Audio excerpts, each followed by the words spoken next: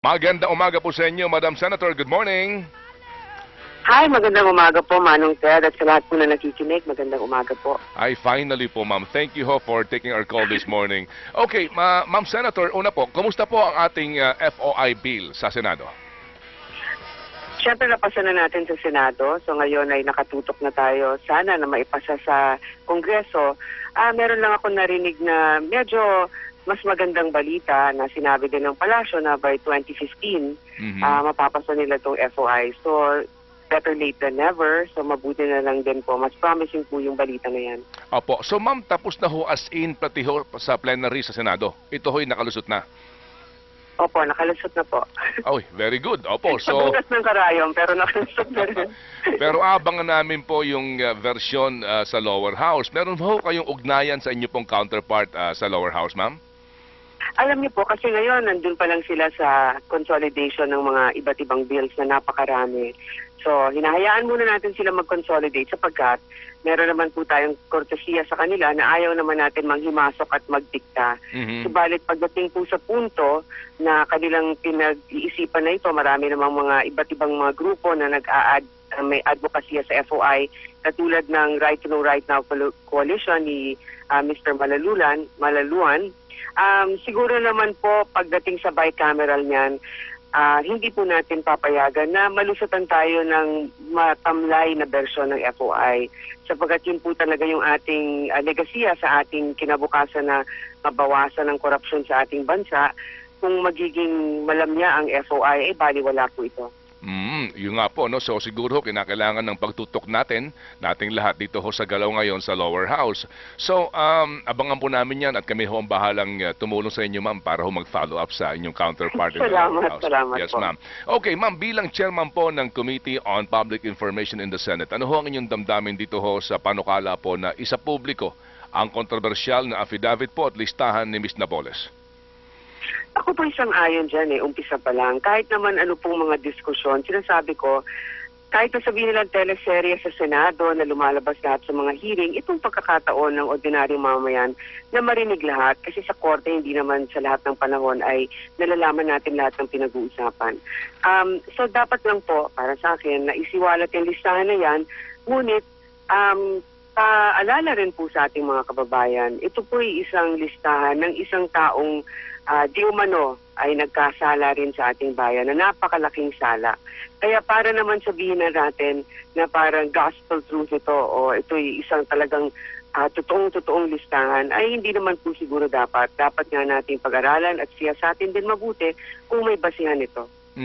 So, ma'am, sang-ayon po kayo, pero ang inyong panawagan, kung sakasakaling ito'y maisa sa publiko, huwag kaagad paniwalaan unless meron pong backup ng mga katibayan.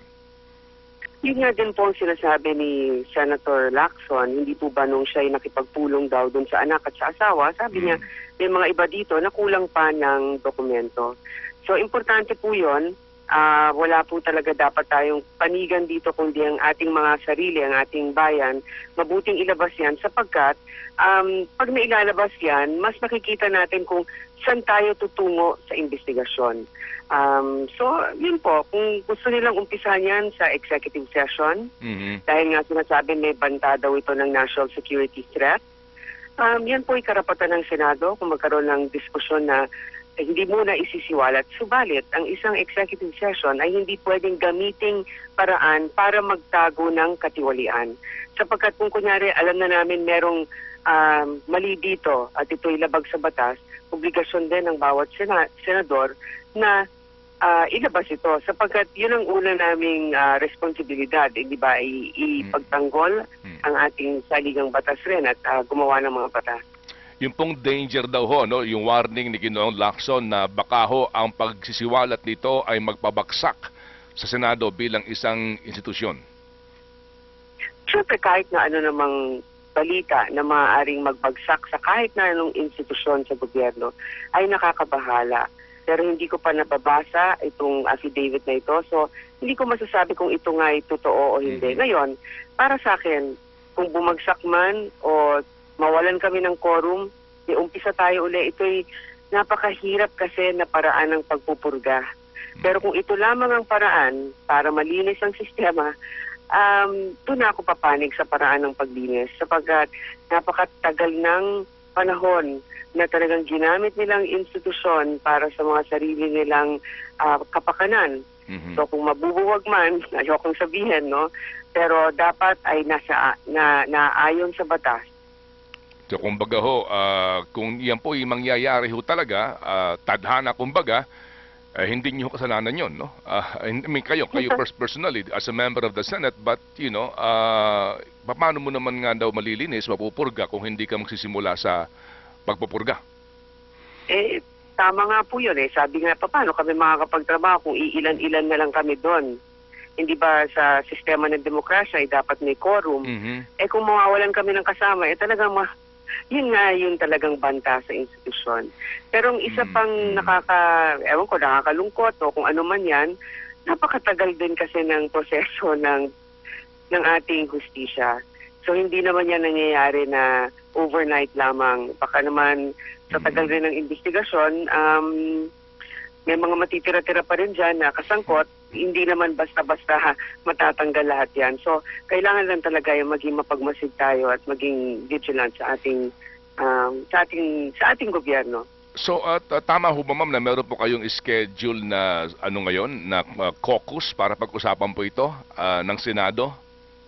Yun po yung sinabi ng chairman ng Blue Ribbon Committee, si Senator Dingona.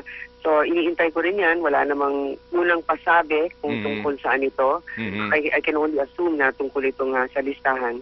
Opo. Pero ma'am, are you aware na meron pa ho ito, maliban dun sa listahan at affidavit na yan, meron pang binabanggit po ang kampo ng mga Napoles na ibinigay pong kopya ng tape conversation dito po kay Senator Lacson. Hindi ko alam kung sino po yung nandoon sa recording na yon, pero ang binabanggit po ni Attorney Bruce Rivera ay they would like to make a point, no? Kaya nila ni-record yon, at kapag daw nila ni-reveal kung ano yon, yung point na yon, baka daw humabisto kung sino yung taong yon.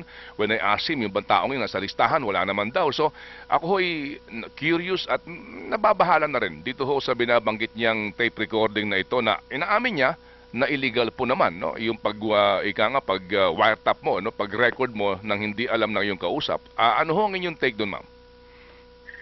Para sa akin, mas okay na rin na may ganyan eh.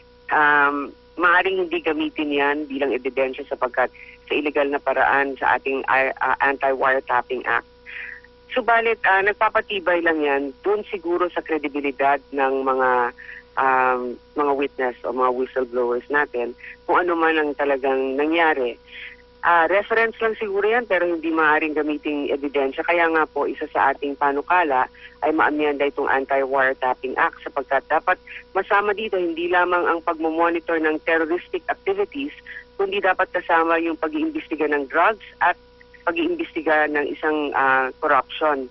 Dapat masama yan. Kaya nga hanggang ngayon, 10 taon na Manong Ted, wala pa rin nangyayari sa Hello Garci sapagkat nga dyan sa batas ng anti-wiretapping, hindi kasama yung katiwalian.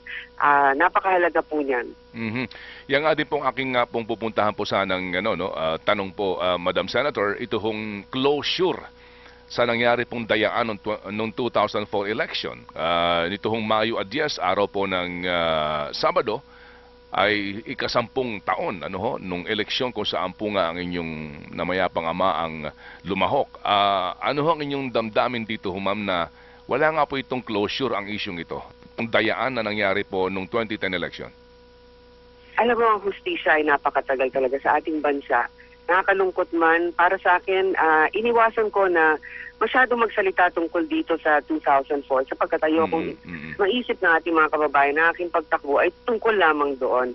Ngunit ito'y para sa lahat na magkaroon tayo ng malinis na sistema ng eleksyon. Ngayon, kung iisa-isahin natin, paano ba na ibibigay sa atin ng hustisya? Siguro yung pinakahuli na dyan, yung makukulong ang talagang may mga kinalaman dyan sa pagtayaan noon. Pero, unti-unti nagkakaroon ng pagbabago, halimbawa na lamang, mas naging mapagmasid ang ating mga kababayan, pati ang media at ang mga NGOs. Pagdating sa eleksyon, nagkaroon na tayo ng PCOS machine at ngayon pa lamang, inaayos na natin ang biometric system natin sa pagrehistro. So lahat po yan nagkaroon ng maganda namang kinahinatnan, subalit hindi pa tapos. dahil nandyan pa ang mga sinasabi natin. Nandyan pa si Garci. Mhm. Siya na yung pinakauna dyan. Yung mga nasa ilalim niya na iba ay nandyan pa rin sa mga institusyon. Nandyan pa rin yung sa fertilizer fund scam, si Jok Volante. Kaya nga po, hindi pa agad, hindi natin nakakamit pang hustisya ng 100%.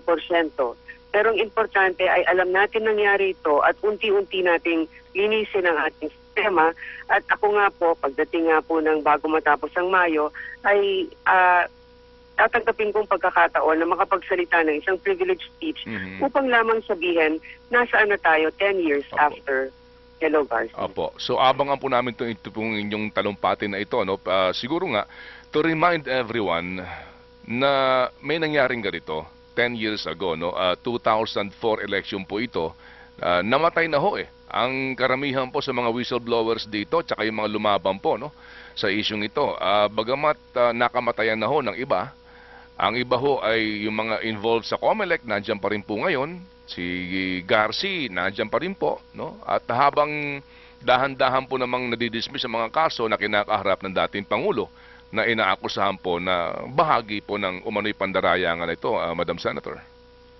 Opo, nabanggit po ninyo yung mga namayapa na nais ko rin pasalamatan ang pamilya nila Solicitor General Frank Chavez, Jocelyn Chauco, Sammy Ong, lahat po na nanandigan nung mga panahon na yon sapagkat hindi po madali ang magsalita ng katotohanan, lalong-lalo na po kung kayo'y kinikipit.